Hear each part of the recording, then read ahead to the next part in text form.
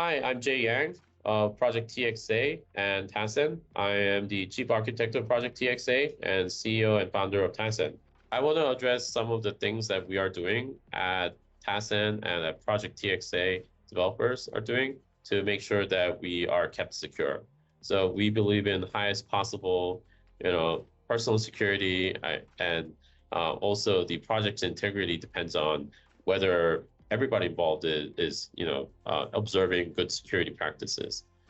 So one of the things that are going around right now is Telegram exploit where Telegram allows automatic downloads of files, and because they show up, and when you go to your files menu from your iPhone, it just shows up, and which means that you don't really know whether you downloaded it or whether it was done through automatic download.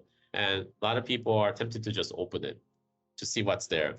And this is an example of where the developers think that it's a good user experience, but it turns out that it's a security flaw. And in fact, I keep like eye on this. We have IT professionals in house that's pretty focused on security, and we like send out internal notices to prevent these shenanigans from ever hitting.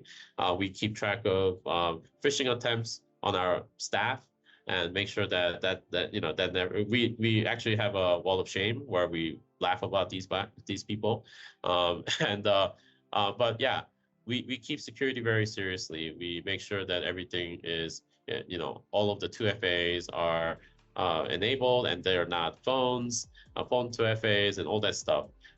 Clearly, we can't really talk about internal security practices, but things that should even generally be practiced, we do that and then some.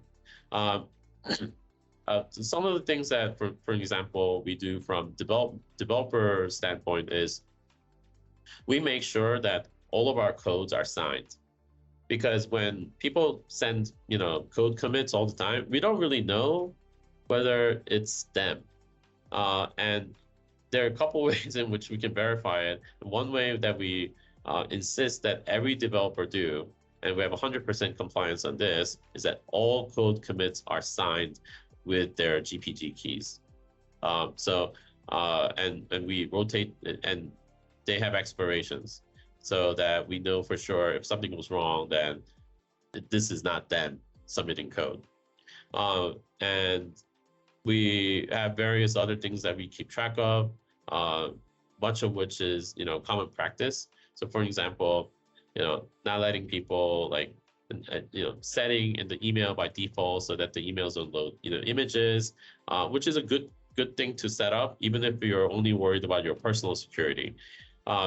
When images get loaded, you don't really know whether it is a image that is intended for tracking, meaning it's a beacon, and they'll be able to tell where you are physically because you didn't have VPN up or whatever it is, and it tells you exactly where your IP address is, the requester for that image. So we take security very seriously. We look at all the low-hanging fruits and make sure that that's all done. And then we look at some of the more esoteric threat models, and we make sure that that's addressed as well. We constantly tell internal staff not to open files or links that are being sent, and we do drills of that nature as well, and to ensure that they never do get opened. I mean, these are some of the things that I think that, even if you're not working for a security-minded company, you can just do for yourself. If someone sends you a link, just be very skeptical. Don't open it, or spin up your own separate virtual machine.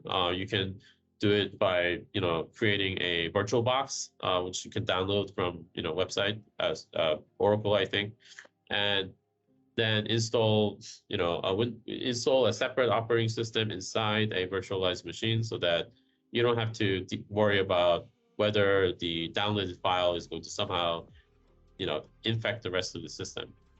There are other things that one can do, like for example, making sure that you're just aware of your surroundings when you're in a public setting, and that your computer is with you at all times. Because a lot of times what happens is you walk away somewhere and someone comes to the desk that you left your computer and takes it off, and that's it. Um, and so just being mindful of your surrounding, I think, is very important. I mean, there's just ever increasing number of threats and more sophistication surrounding um, phishing attempts and various different scams. Like some people will, schedule a call and then they'll hop on the call and say, "Hey, I'm, such and such from some VC fund," and we're all excited, right? But it, and then right after that, this person says, "Well, my internet's really bad. I'm gonna have to turn off the camera." That's a bad sign. That means that you're being scammed. It's probably that this person recorded the actual person, the VC, saying hello, hey guys, whatever, and then turning off video so that they can scam you.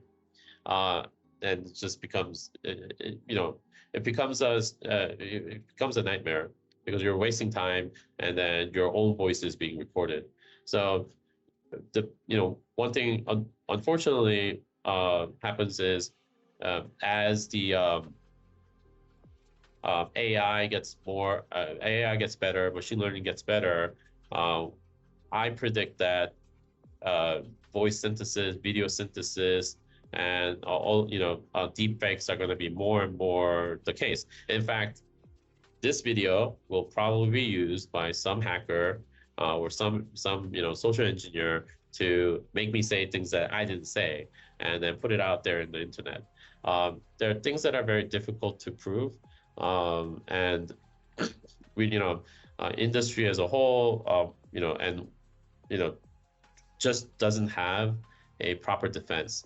And of course, I'm not going to solve that problem, and I don't have a lot of good ideas other than to say, like, keep a skeptical eye out there when something just doesn't look right. And just being aware of the surroundings, whether it is a physical surrounding or your, digital footprint. And I think that that will help keep, you relatively secure, because all these scammers will go after the least secure person because it's an easy, low-hanging fruit. Um, at Tassent and at Project TXA, we take security and personal security very seriously, because usually through breaching of a personal security and escalation of privileges, that's when things go awry. Yeah, so thanks for joining me for a quick chat. And again, Tassent and Project TXA were dedicated to building a solution for traders that's not going to require traders to trust the exchange in order for them to be able to trade. We're also building a solution that is fast so that price discovery can happen quickly, while ensuring that traders have their self-custody of their own money and not have to rely on the largesse or virtue of the exchange operators in order for them to be able to say, "I'm not worried about my money, the funds are safe."